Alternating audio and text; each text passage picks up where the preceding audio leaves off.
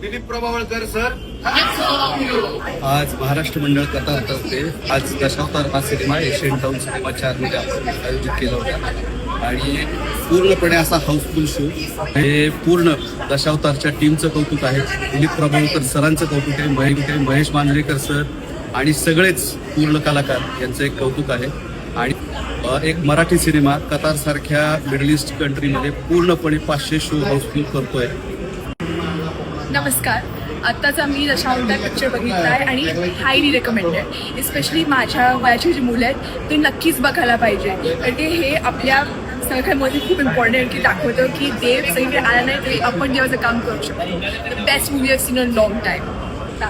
खूप वेळ वाट बघितल्यानंतर प्रदर्शित झाल्यामुळे आम्हाला तो बघायला खूप छान वाटतं.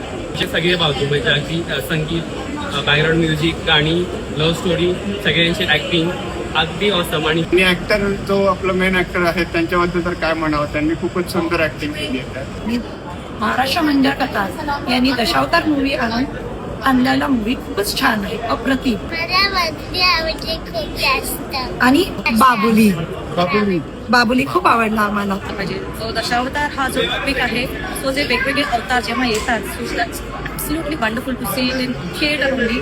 साऊंड सिस्टीम आणि या सगळ्या गोष्टी खूप मॅटर करतात. एक मराठी माणूस म्हणून आपण साधा समुद्राकडे आल्यावरती अशा प्रकारचे इतके चांगल्या क्रिएटिव्ह असलेले मूवी आपण बघत असतो, त्याचा आपल्याला खूप आनंद होतो.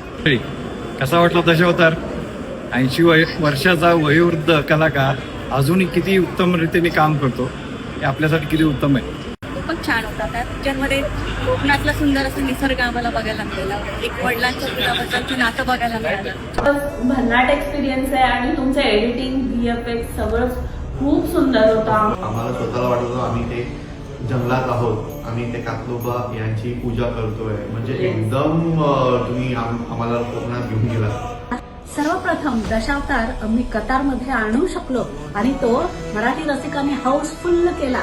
त्या दशावतार चित्रपटाने कोकणची परंपरा आणि संस्कृती प्रभावीपणे मांडलेली. दिलीप प्रभावळकरांचं काम देखील अतिशय स्पेशल, खूप सुंदर काम त्यांनी केलेलं आहे. बाकीच्यांचं देखील काम अगदी छान झालेलं आहे. महाराष्ट्र मंडळाचे आम्ही आभारी आहे की अशा सुपरहिट मूवीज आम्ही कतारमध्ये असताना सुद्धा आम्हाला बघायला मिळत आहेत. आणि ही आमच्यासाठी खूप मोठी गोष्ट आहे की मराठी संस्कृती ते जगभरात पोहोचवण्याचा प्रयत्न करतायत.